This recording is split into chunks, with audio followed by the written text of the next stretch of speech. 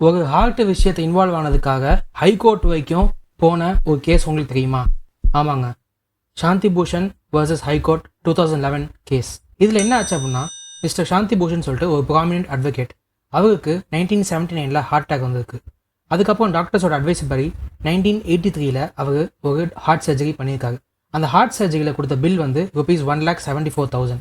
அதை கொடுத்தோன்னே அவர் என்ன சொல்லியிருக்காரு அப்படின்னா, ஓகே, இதை வந்து என்னோட ஹார்ட் வந்து என்னோட ப்ரொஃபஷனலுக்காக நான் யூஸ் பண்ணியிருக்கேன்.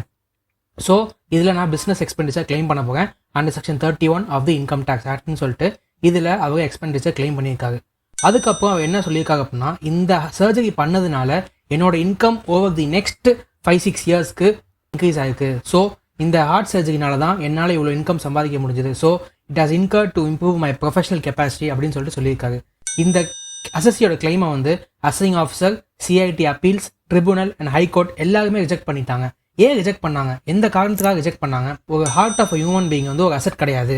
அப்படியே ஒரு அசெட்டாக நீங்கள் ட்ரீட் பண்ணியிருந்தாலுமே ப்ரீவியஸ் இயரில் வந்து அதோட cost of acquisition books of அக்கௌண்ட்ஸ்லையும் ப்ரீவியஸ் இயரில் அதோட பேலன்ஸையும் நீங்கள் காமிச்சிருக்கணும். அப்படி இல்லாமல் இது எல்லாமே பண்ணாததுனால ஒரு ஹார்ட் வந்து பிளான்ட்டுங்கிற டெஃபினேஷன் கீழே வராது. ஸோ ஹார்ட்டு பிளான்ட்டோட டெஃபினேஷன் வராதுங்கிறதுனால இதை வந்து நீங்கள் பிஸ்னஸ் எக்ஸ்பெண்டிச்சர் கிளைம் பண்ண முடியாது.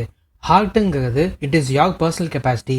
இது வந்து ட்ரேடுக்கோ ஒரு ப்ரொஃபஷனல் கெப்பாசிட்டிக்கோ தான் மெயினாக யூஸ் பண்ணியிருக்குன்னு சொல்லிட்டு சொல்ல முடியாது.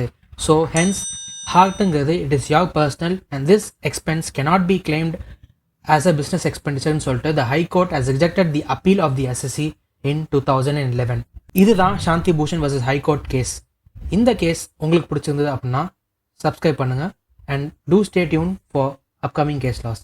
தேங்க்யூ ஸோ மச் ஃபார் வாட்சிங்.